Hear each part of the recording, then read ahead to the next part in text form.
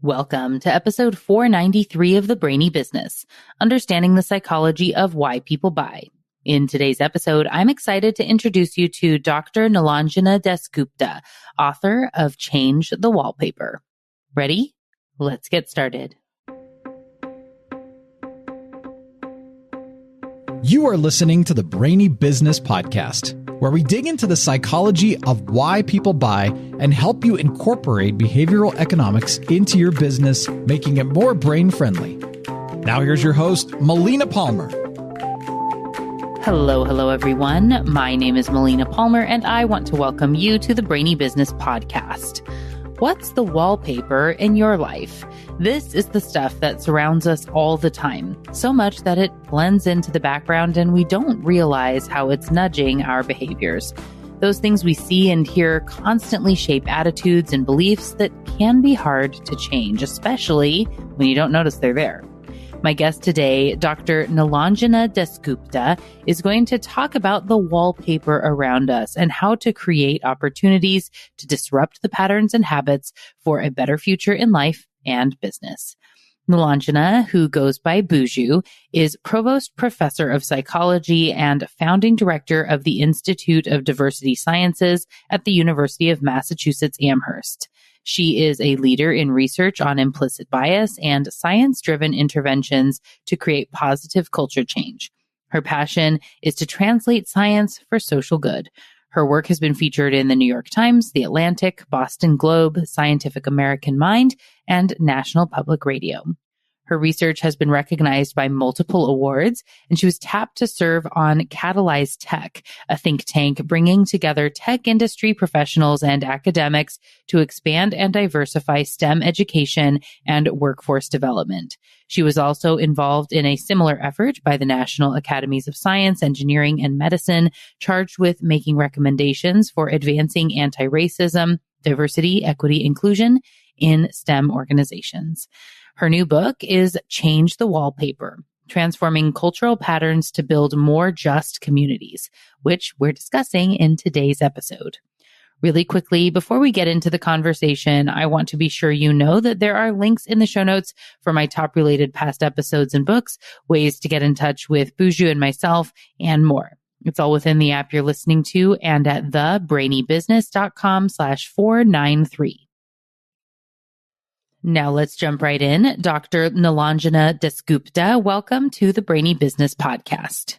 Hey, Melina, it's good to be here. Ooh, I think I made it through. This is when we talk so much about names and pronunciations, I end up getting in my brain, as people do, right? So Nilanjana. Perfect. Perfect. Yes. Well, welcome to the show. Delighted, excited to have you here. For those who don't yet know you, can you share a little bit about yourself and the work that you do? Sure. I am a social psychologist. My research is on implicit bias, but actually on the positive side, in the sense that I do research on intervention science. I design strategies and interventions to change local culture. And then I test the impact of those interventions over time. And then I test whether they've had positive impacts on the people in that culture, not just when those interventions are active, but over a longer period of time, especially in young people, in higher education, and in the entry to careers. Awesome. And for those who aren't necessarily familiar with the term of implicit bias and knowing their kind of different words, and people talk about bias more these days, thankfully, but can you share a little bit, give some definitions for those who are less familiar? Yeah.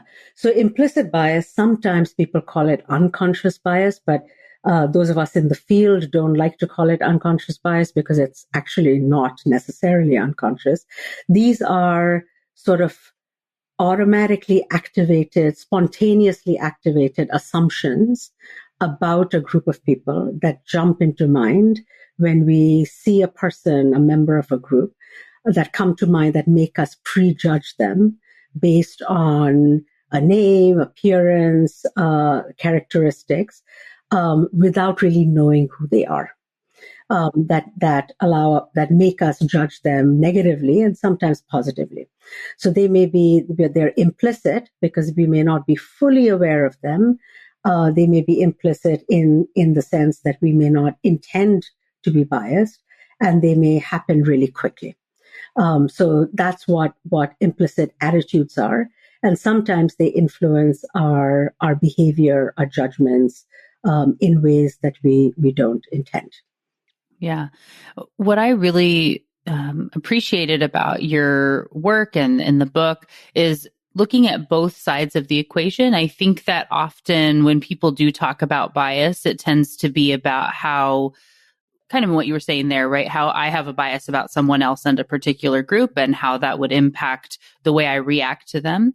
And there's a lot in the book about that, of course, and also sharing about how we can, like, when we think about our own internal wallpaper, to use some language from the book, which of course I want you to talk about, that terminology, but how we can think about ourselves as a group can impact the way that we act, like our own bias kind of about how we should act in a certain situation. Like if I'm the only woman in the room, I may judge the situation differently than if there are other, people like me that are there.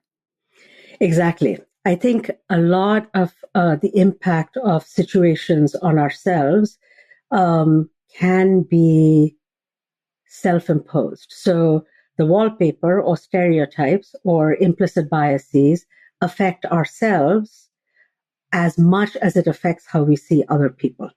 So a lot of my research is to design interventions or environments that prevent those stereotypes from influencing women, working class people, people of color in environments where they are the only one or one of very few.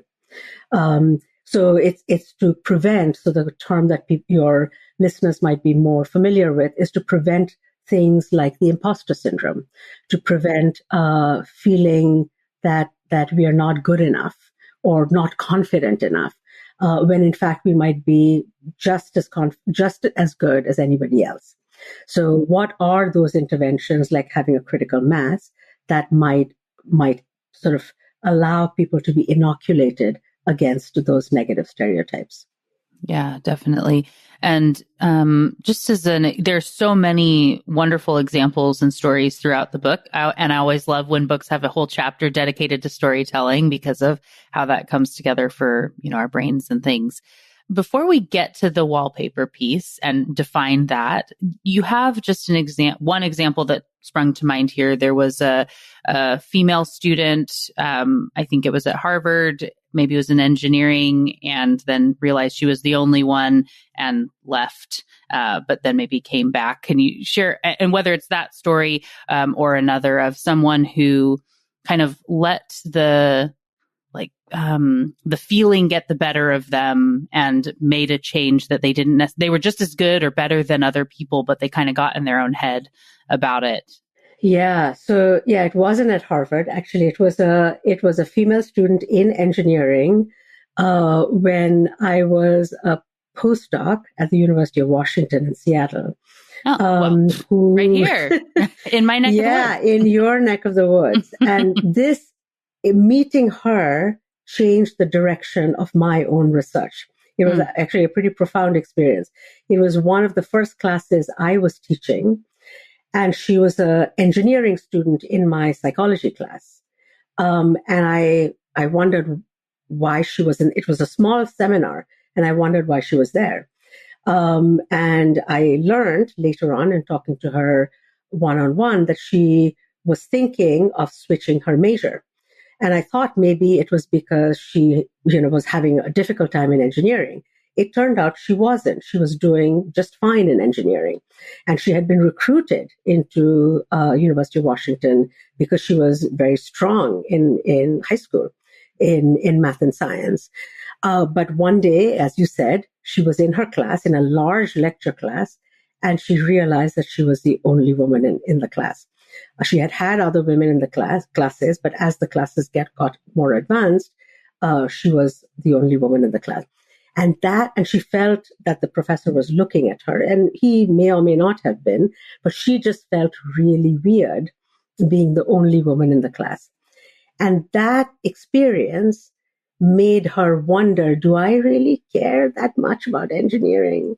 And that doubt about, do I care enough about the subject matter, made her think that maybe I don't care enough. So essentially, the feeling of being the only one made her doubt her interest in the field. So it's not that she lost interest in the field first. It's that she first felt alone. That made her doubt whether she was interested. That made her doubt maybe she was interested in something else. And slowly she started exploring other options, which brought her to my class to try and understand. My class was on stereotyping, and to try and understand her own experiences. And she later became my research assistant, and then later went on to pursue a PhD in social psychology. And her experiences is what made me start thinking about how these subtle stereotypes and assumptions can take somebody who's very good at something and shift around their understanding of their own ability and put them on a different path. Yeah. As they say, so much of the best research is me search, right? Yes, that's how, sometimes it starts that way. It doesn't always, but oftentimes. Yeah. Yes. Well, thank you for sharing that. And, go Dogs. I too went to the University of Washington. So, Great university. Mm-hmm. Yes.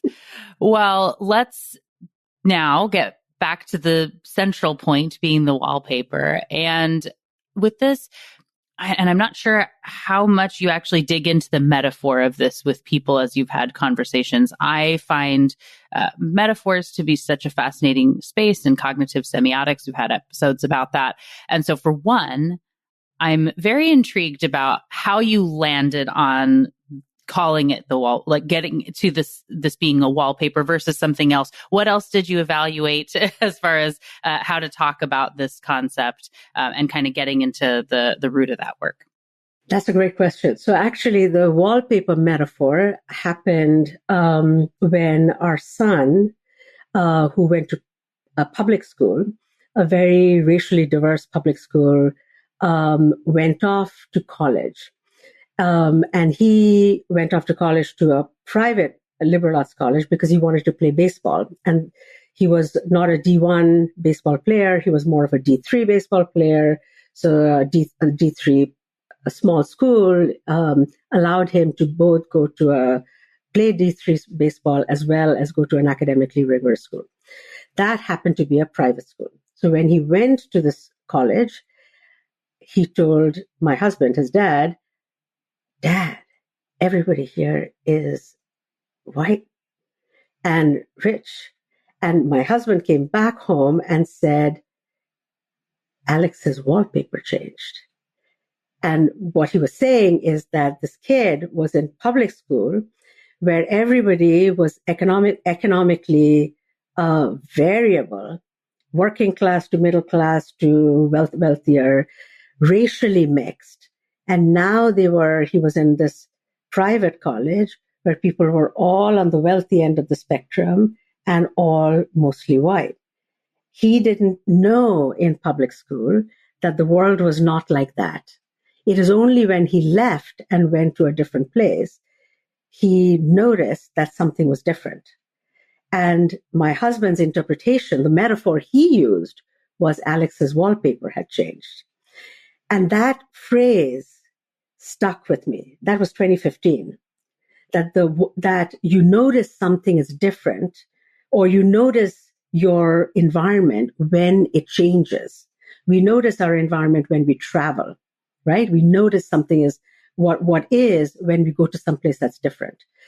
So we notice our environment in a room when we go to a different room. That wallpaper as a metaphor of our local environment just stuck in my room till 2020 when I started to think about the book. And I thought, wallpaper is really, in social psychological terms, is the power of the situation. So much of what we think and how we act is influenced by these situational forces that we don't even realize. And that situational force can be described or metaphorically as the wallpaper. So I just hung on to his wallpaper has changed, which is how I start the book. And when I wrote the book, I thought, that's it. Somehow wallpaper has got to be in the title and in as the sort of the theme that runs through the whole book. Yeah. I love that. And kudos to all the great spouses out there that see things in that different way and can point that out. It made me think about, I worked at a financial institution. I ran a marketing department for several years and would go to visit the branches and would talk to the teams about how, like, we're doing an audit because, when you're in the same space, stuff can just sort of like blend in. You don't even realize what it looks like over there. And so we can go in and say, like, this thing is kind of dirty or it's a little dusty over here. We need to change out images or something. Because when you're in there day in and day out, you just stop noticing all the stuff. And one day we got a call.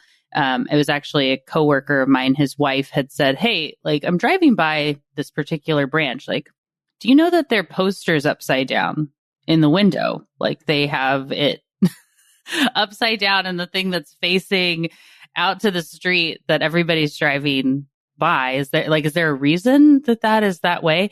And no, they actually put up the poster upside down and didn't even realize or notice or check or see it every day when they were walking into the branch. And like, nobody commented on it until, somebody said, "That's weird." And then we had to change it. So the things how could someone not notice? And there are lots of ways that we don't notice the very obvious things around us. And sometimes they're influencing our behavior, even though we don't realize it. That's right. That's right. I mean, and sometimes we notice it initially and then it fades into the background. And other times we don't. Your example is when we don't even notice it at all. Yes, I think there's a lot that are just not in the center of attention. I mean, in psychology, a lot of times when we teach about visual illusions, we use visual illusions to show students how you show something, and some people see one reality, other people see another reality, but both coexist in the same illusion. It's that kind of thing, and the illusion is just, it's just that illusion. But the kind of wallpaper we are talking about is one that has more meaning, that then influences the way we see social reality, whether we see inequality or we don't see inequality, and all of that, which is sort of the topic of the book. Yeah.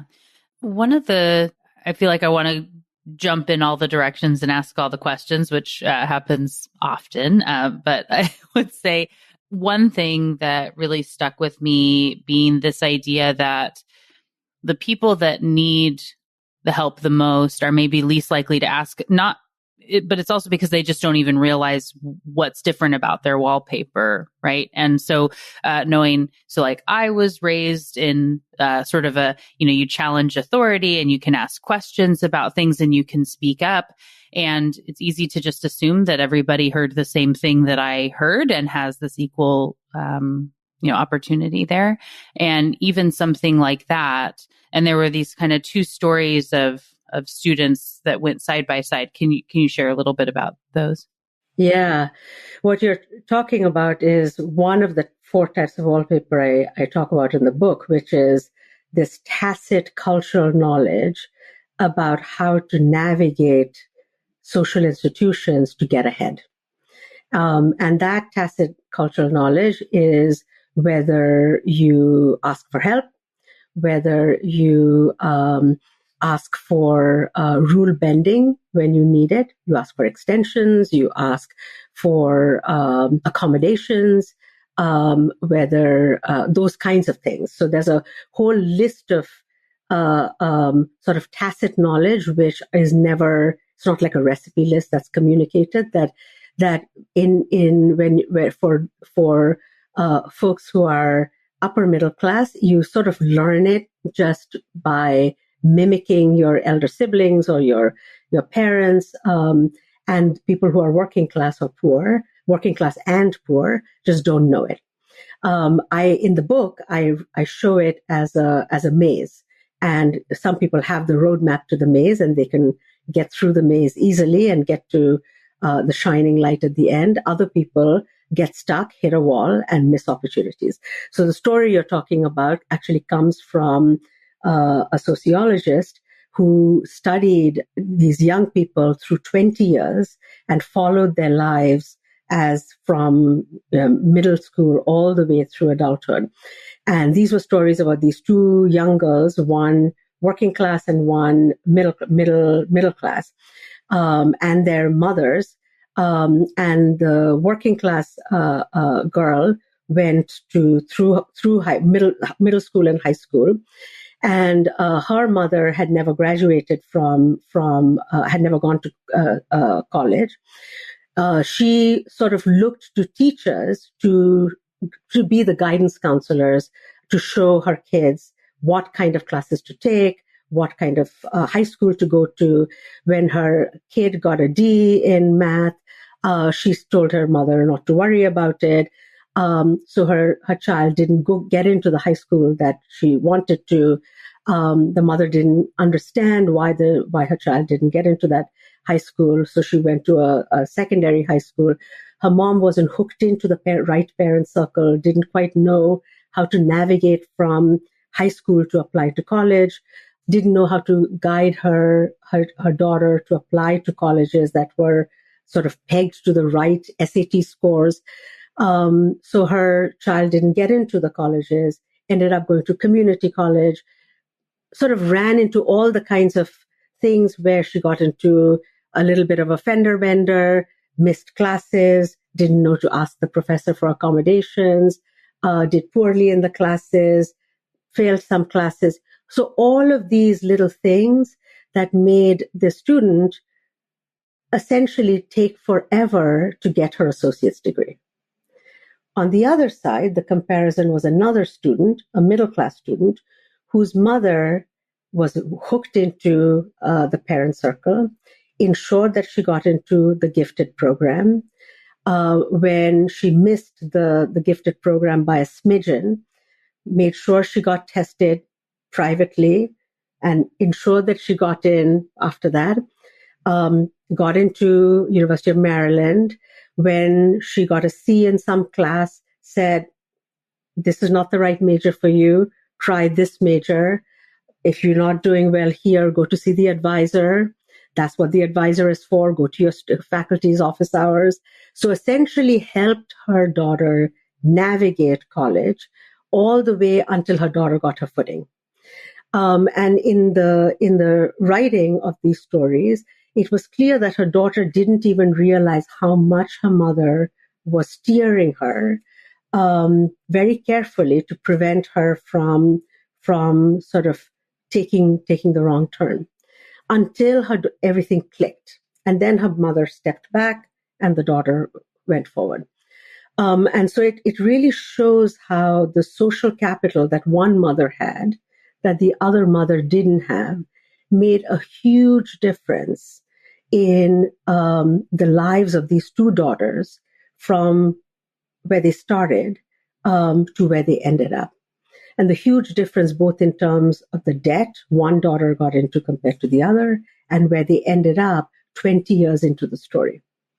And the difference was really about social capital, about sort of the knowledge, the cultural knowledge about how do you navigate social institutions, everything from schools to college to early careers. Definitely. Thank you for taking us, into those journeys, learning a little bit from them. As you said, this is one of the 4 types of wallpaper. It represents one of the 4 types of wallpaper. Can you give, just a little bit about what those 4 types are? Yeah. So this type was what the cultural knowledge, and my visual representation as a very visual person is this was the maze. You either have the roadmap to the maze or you don't. The second type of wallpaper is material culture. So if the physical design of the places we are either allow us to interact with other people who are different from us or segregate us from each other. So in the book, the example I give is if an organization that we work in is one where the C-suite people, the leaders, are in the top floor and separated from the rank and file people who are on the bottom floor, like the Bon Appetit magazine example that I started the book with. That means that the leaders, the executives, never meet the rank and file people. They never have real relationships with them. And so they never get to know them, and they're entirely segregated. Or the physical design of places, of a workplace, might be one like Drift, which is a startup company that I talk about in the book, which has an open floor plan where the CEO is sitting in the same space as his employees, interacting with them, asking them about their projects. And so they have genuine relationships, even when they're not just in meetings. And those relationships lead to organic sort of mentoring opportunities, sponsorship, that is much more organic and not so structured. So the physical design can segregate or integrate and allow for or not allow for human relationships. That's I think of it as material culture. So that's a second kind of wallpaper. The third kind of wallpaper is symbolic culture or stories, your favorite. So stories provide explanations for why things are the way they are. So explanations of why is somebody's success deserved? Is it because they worked hard or they are brilliant and innately talented? Or is somebody's failure the result of bad personal choices? Or is it because of external extenuating circumstances? Stories through the protagonist or through the hero conveys that worldview in a way that is where we get sucked in and we sort of absorb that and we remember that. So stories sort of leave us with a residue of whether the inequalities or the successes or failures are something about the internal person or something about the environment. And that then makes us make attributions about other people's successes or failures. So that's symbolic. That's the third kind of wallpaper. And then the final kind is a representation, people in high places. Another way of saying it is the portraits on the wall. When we walk into a room, the people we see as the portraits on the wall tell us who is valued and respected in that place. If we see the portraits on the wall being of the people looking all the same, and they are all people in a similar role, it tells us right away in a split second that all of the people who are valued and respected are people in this narrow band. They're people in these kinds of roles, and they must belong to these kinds of groups, which also means that people who are not in those roles, who don't look like that, are just not that worthy. And all the resources and recognition flows from that. So we immediately know that in this workplace, this is the ladder, invisible ladder of respect. We don't need to be told. We can just look around in that physical environment and very quickly know who is valued and who is not. So those are the four kinds of wallpaper, and they are often not communicated explicitly, and they're often sort of in the background. And that's sort of how they fit the metaphor of the wallpaper. Thank you for sharing about those and knowing that we could talk about all of them in such depth as you share within the book. And everybody will have their opportunity to read about it as they pick up their copy. As we think about applying this into business, and you have lots of tips and insights and stories and so much value, if you were going to, share with people, what's something they could be doing, something they should be looking for, if they want to start to kind of see what their own wallpaper is, start changing the wallpaper, what do you recommend for people to be doing in business? Yeah, I've actually been thinking a lot about, in business for about managers, supervisors, leaders, people who are even in informal roles of coaches and those kinds of things. And I think one of the things I've been thinking about is how your listeners might expand how they think about talent, how they define talent. So instead of traditionally, we think about talent in terms of achievements. But I would suggest to your listeners to define talent in terms of achievement relative to the adversity people have overcome. So in choosing candidates, if we choose them based on achievements relative to barriers or adversity overcome, we will end up identifying people who are resilient, who have sort of qualities like grit, who have qualities like qualities that are often invisible in other ways, character, compared to other candidates who might have achievement, but who haven't faced quite the same adversities. So I think talent is something that is a combination of achievement to barriers overcome. So that's one. The second way to think about talent is to evaluate talent not just based on the skills that somebody has, that is experiences that somebody has acquired through informal internships and those kinds of things that are unpaid, because those kinds of internships are often things that people who are affluent can acquire because they are supported by families. But for entry-level people who are supporting themselves and supporting their families are not always able to have those kinds of internships. So I think look for skills and abilities that don't advantage people who have family resources. The third kind of thing is don't mistake outward markers of status for internal talent. So there's a bunch of research that shows confidence is often mistaken for talent, where actually confidence is just confidence. It may or may not indicate that somebody is really talented. Accent is often mistaken for talent. Degrees from elite institutions is often mistaken for talent. And these are just outward, it's judging a book by its covers.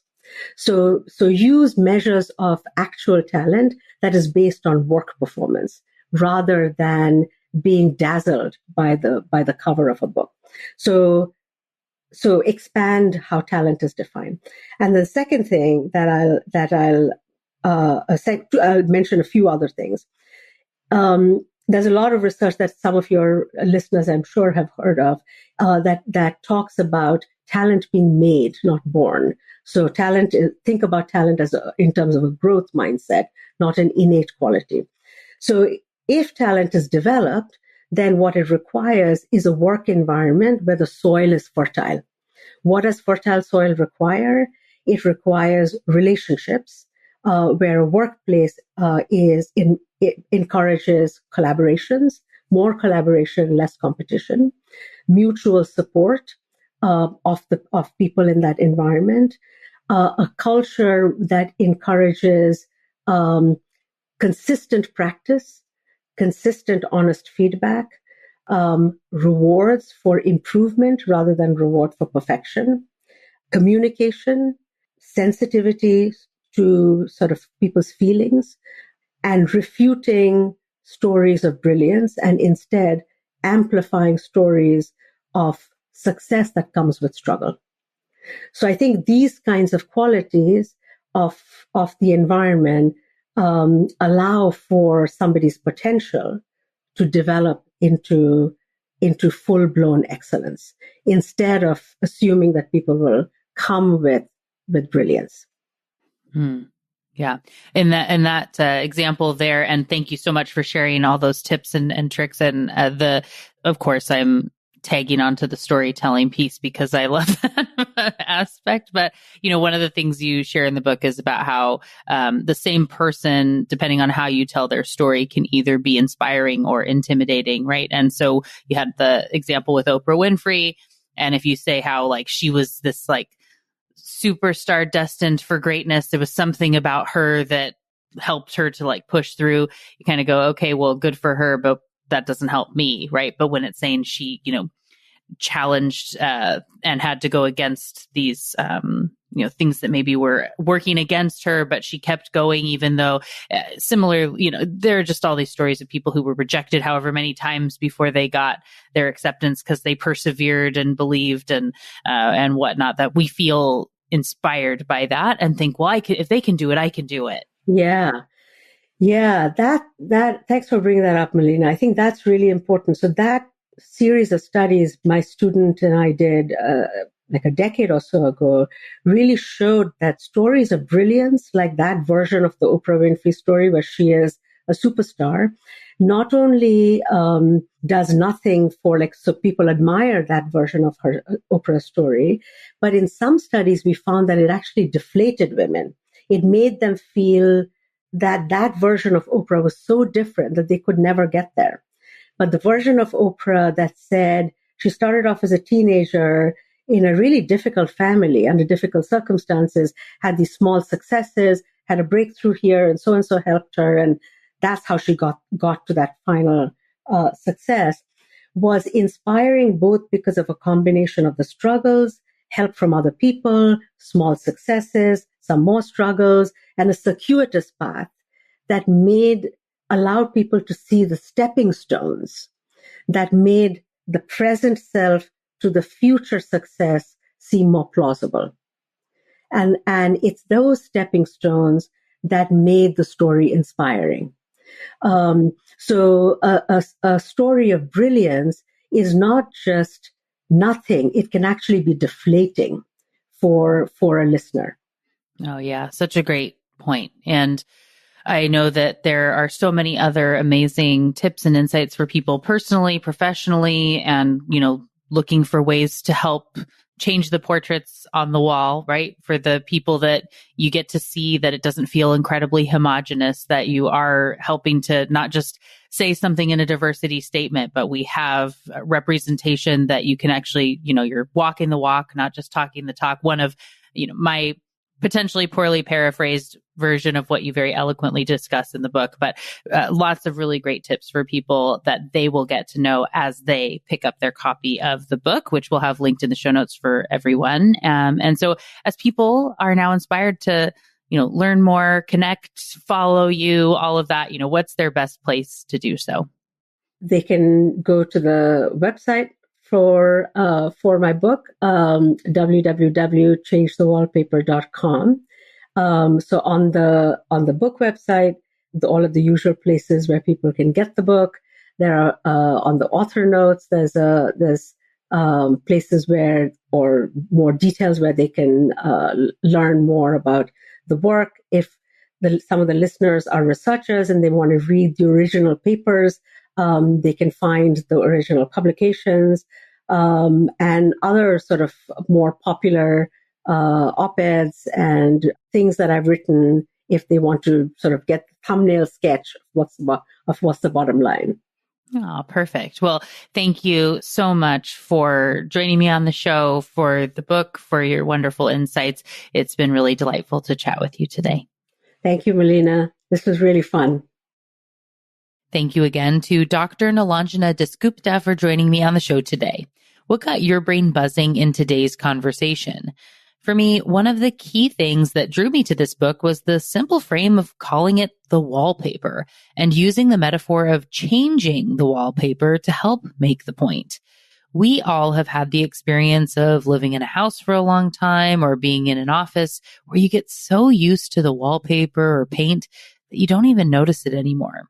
And then one day you come in when it's been replaced or repainted and everything feels different. Something stands out more. Maybe you feel more cheerful or want to replace other items to help match this fresh new facade. changing the wallpaper can start a ripple effect that you can use to your advantage in interior design and in life. Even if you didn't consciously realize the impact the wallpaper was having on your actions previously, it doesn't mean that it wasn't influencing you. This makes me think of the research with an honor box in a break room. One of those things where you can take a snack, or in this case, cream, sugar, and tea, and leave payment to be collected at the end of the month or week. So instead of like a vending machine where you have to put in the exact amount and then you get whatever the item is there in the moment, it's like a cardboard box and you can be leaving the money inside and it just gets collected at the end of the week. So you can be grabbing things kind of as you go and be honorable in paying back. The researchers in this case swapped out an image above an honor box, which had been there for years. And they were swapping out this image every week to see if it impacted how honorable people were in their repayment. And it alternated between eye weeks and flower weeks. And some of the eyes were super intense, staring at you while you made your selections. Now, even though I'm sure it seemed obvious to the researchers, no one commented on the image above the box, even as it changed every week. But it did impact their behavior. And people paid back 3 times as much on eye weeks, feeling like someone is watching you, versus flower weeks. So the question would be, what's the wallpaper in your life and work? It can be something as simple as the portraits of the board or past executives in the lobby. How might you change it if they're a bit too homogenous? And if there is a good mix, is it visible to all so people feel supported and that people like them belong there in high positions? Maybe there's something to do with the status and the physical layout of the office. Are the higher floors for higher titles and those lower on the office hierarchy are down in the basement? Do the best views in corner offices go to those with more status, with a mundane, centralized experience for everyone else? It may feel like this is the only option. This is sort of the norm. But, I actually worked at a company once where the offices were central. So if you get a door, you don't get windows. And all the other desks and cubicles were outward with a lot of natural light and windows. It helped everything to feel more balanced than a traditional corner office experience that you see in a lot of offices. And it had more of this kind of open door policy with people walking around. It's, kind of cool in a natural way to have some simple wallpaper that has a very different experience for people. And these are just some simple examples, of course, but there's a lot that you can do. I hope the conversation with Nilanjana opened up your eyes to the opportunities that exist in your work, office, community, and life to help change the wallpaper. There are lots more ideas and examples for you in the book, Change the Wallpaper, which is, of course, linked for you in the show notes, so you can go get your own copy, along with links to my top-related past episodes and other books, ways to get in touch with Nilanjana and myself, and more. It's all waiting for you in the app you're listening to and at thebrainybusiness.com/493. And thank you again to Dr. Nilanjana Dasgupta for joining me on the show today. It was a delight to chat with and learn from you. Join me Tuesday for another Brainy episode of the Brainy Business Podcast. It's going to be a lot of fun. You don't want to miss it. Until then, thanks again for listening and learning with me. And remember to be thoughtful. Thank you for listening to the Brainy Business Podcast. Melina offers virtual strategy sessions, workshops, and other services to help businesses be more brain-friendly. For more free resources, visit thebrainybusiness.com.